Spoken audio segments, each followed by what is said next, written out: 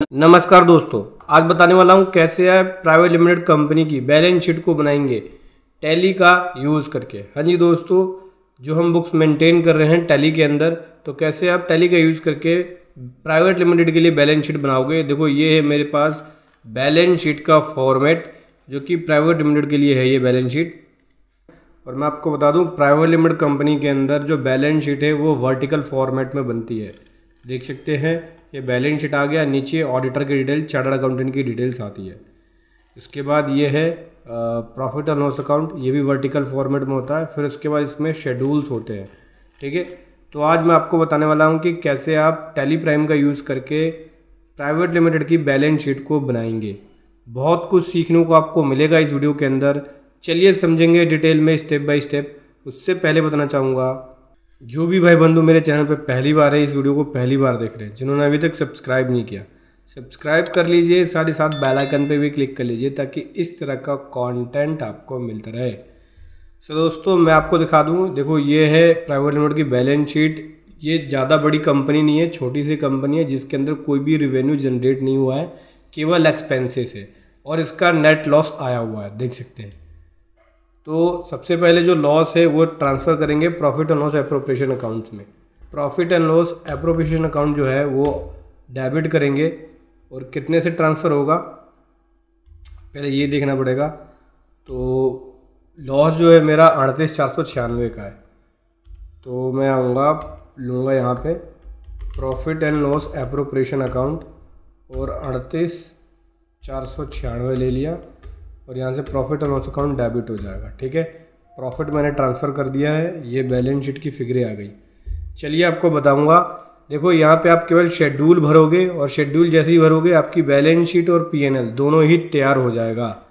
तो सबसे पहले ये प्राइवेट लिमिटेड कंपनी आ गया, ये इसके ऑथराइज कैपिटल की डिटेल, ऑथराइज कैपिटल ये है और 2500 इक्विटी शेयर है, 10 रुपये का ईच है। टोटल 25,000 के यहाँ पे इक्विटी शेयर हो गए। ड्यूरिंग द ईयर 2500 शेयर इन्होंने इशू किए। ठीक है, और यहाँ पे शेयर होल्डर की बात करें तो शेयर होल्डर कौन कौन से हैं, जो इसके कंपनी के डायरेक्टर हैं, जिनके पास दोनों के पास 1250 शेयर हैं और जो कि 10 रुपये का ईच है, तो 12,500 समझो बन गई इनकी वैल्यू। 50-50% की होल्डिंग है इनकी, परसेंटेज में अगर देखा जाए तो। मतलब 2 शेयर होल्डर हो गए और दोनों ही यहाँ पे ये कंपनी के डायरेक्टर हैं। एक यहाँ पे मैनेजिंग डायरेक्टर है मिस्टर एक्स, मिस्टर वाई यहाँ पे नॉर्मल डायरेक्टर है और दोनों के पास 1250 के शेयर्स है। उसके बाद अगला आता है reserve and surplus.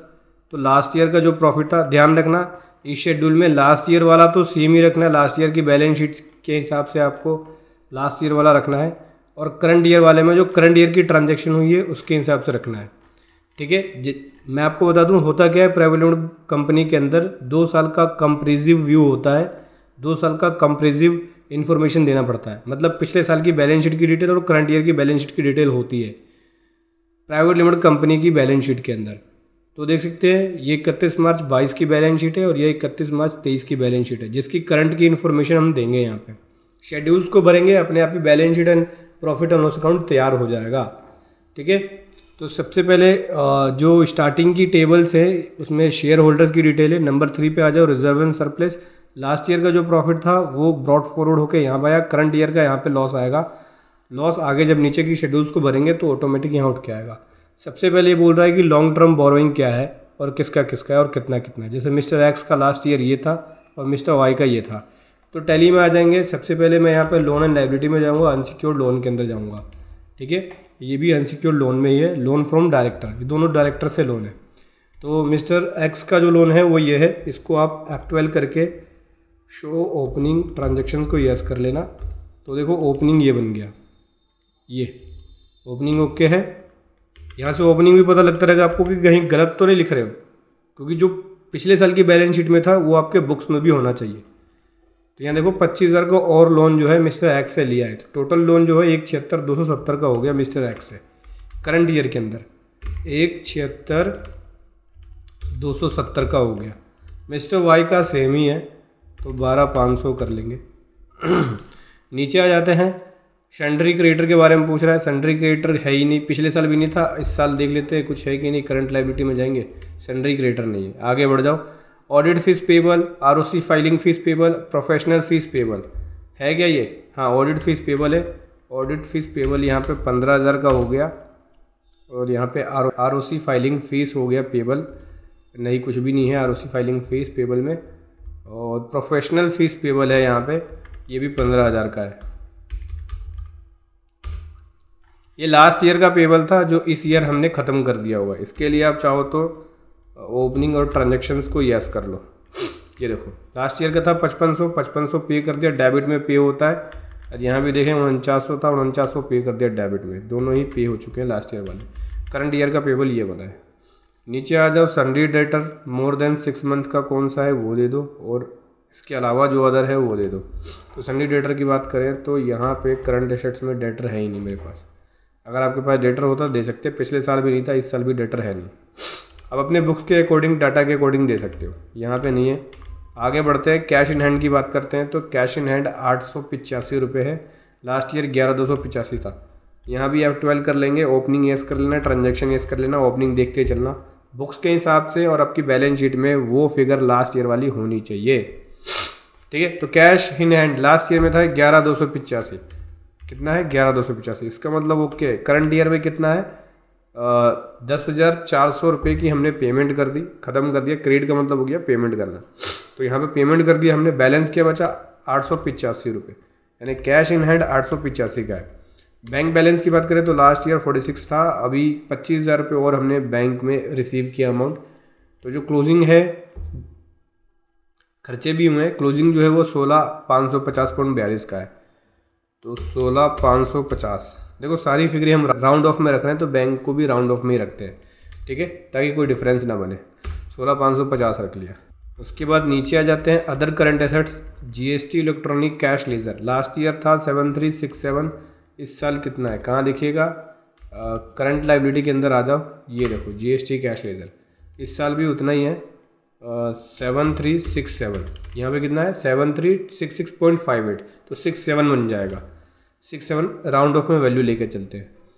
Okay, cell of goods की बात करें तो लास्ट ईयर सेल किया था, इस साल कोई भी रिवेन्यू जनरेट नहीं हुई, इसलिए मैं इसको खाली छोड़ रहा हूँ 0। अगर आपकी जनरेट हुई तो उसके अकॉर्डिंग आप यहाँ पे लिखोगे। प्रॉफिट आएगा तो फिर प्रॉफिट एंड लॉस को profit and loss appropriation account में डालोगे, ठीक है। ये ओके हो गया। आगे बढ़ते हैं, इनडायरेक्ट इनकम के बारे में पूछ रहे कि इनडायरेक्ट इनकम है कि कोई। इनडायरेक्ट इनकम देखने के लिए हमें क्या करना पड़ेगा, सीधा आ जाओ पीएनएल में। देखो इनडायरेक्ट इनकम कुछ भी नहीं है, लॉस है, और उसके बाद इनडायरेक्ट एक्सपेंसेस है। तो इनकम है नहीं तो खाली छोड़ दो, आगे बढ़ो। उसके बाद बोलता है कि परचेज वगैरह है कोई, लास्ट ईयर तो था, इस ईयर है कोई परचेज, इस ईयर कोई परचेज ही नहीं है। आगे चलो, फाइनेंस कॉस्ट में आ जाओ, बैंक चार्जेस पूछ रहा है, इस ईयर है क्या बैंक चार्जेस। इनडायरेक्ट एक्सपेंस में देखते हैं, ये देखो ये रहा बैंक चार्जेस, तो 8496 का बैंक चार्जेस हो गया। इसके बाद है अदर एडमिनिस्ट्रेटिव एक्सपेंसेस, जैसे कि ऑडिट फ़ी हो गया 15,000 का, तो यहाँ से मैं लिख लेता हूँ ऑडिट फ़ी 15,000। इसके अलावा है प्रोफेशनल फ़ीस 15,000, प्रोफेशनल फ़ीस 15,000। इसके अलावा और कोई एक्सपेंसेस नहीं है, बैंक चार्जेस ऊपर दे ही दिए मैंने। बाकी आपके जो एक्सपेंसेस होते हैं आप लिख सकते हो उसे अपने बुक्स के अकॉर्डिंग, अपने डाटा के अकॉर्डिंग। तो ये हमने शेड्यूल्स भर दिए है। अभी क्या करना है, एक एक करके चलेंगे। सबसे पहले मैं चलूँगा पीएनएल पे, और यहाँ पीएनएल में देखता हूँ कि क्या बनता है। तो दोस्तों देखो, रेवेन्यू तो कुछ बनी नहीं है, ये मटेरियल कंज्यूम है ही नहीं कोई, कॉस्ट ऑफ मटेरियल कंज्यूम, ये फाइनेंस कॉस्ट आ गया, ये अदर एडमिनिस्ट्रेटिव एक्सपेंसेस आ गया 38,496 का टोटल एक्सपेंसेस आ गया, लॉस में आ गया 38,496, और मेरा भी यहाँ पे लॉस ही बना है, यानी सेम आ गया यहाँ पे। और ये लॉस जो है वो ये बना, जिससे अर्निंग पर इक्विटी शेयर जो है वो ये बना। ये कैसे निकलता है, H24 को डिवाइड किया शेड्यूल E19 से, शेड्यूल पे आ जाओ, E19 ये रहा, देखो किससे किया, नंबर ऑफ शेयर से डिवाइड किया, ठीक है। नंबर ऑफ शेयर से डिवाइड किया तो यहाँ पे निकल गया हमारा अर्निंग पर शेयर, ठीक है। लास्ट ईयर ये था, करंट ईयर में ये है।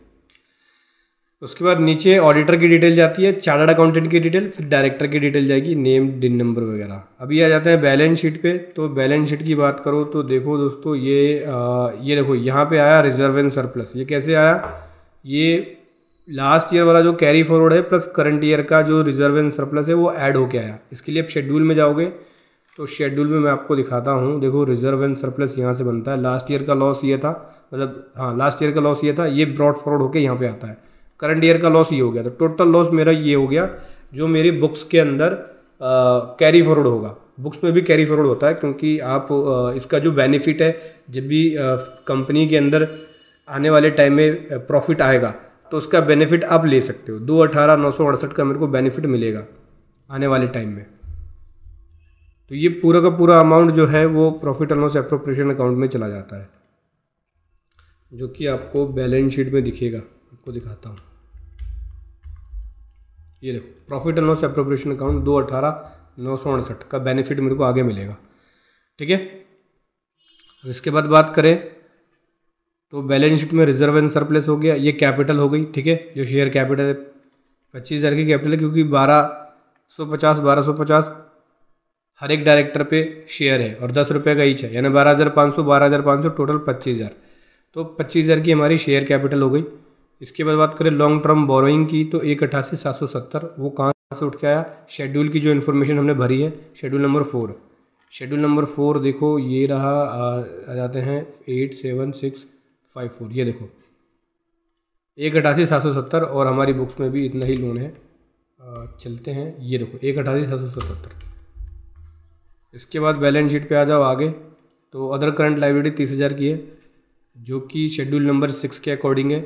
तो 6 पे आ जाते हैं। अदर करंट लायबिलिटी में ये है देखो एक्सपेंसेस पेबल, जैसे कि audit fees payable, professional fees payable, ये हमारी करंट लायबिलिटी में दिखेगा आपको। ये देखो ये दोनों।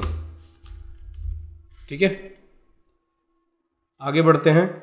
उसके बाद आया कैश एंड कैश इक्विवेलेंट, तो ये शेड्यूल नंबर 8 के अकॉर्डिंग है। शेड्यूल नंबर 8 में क्या क्या आ गया? कैश इन हैंड आ गया 885 रुपये का।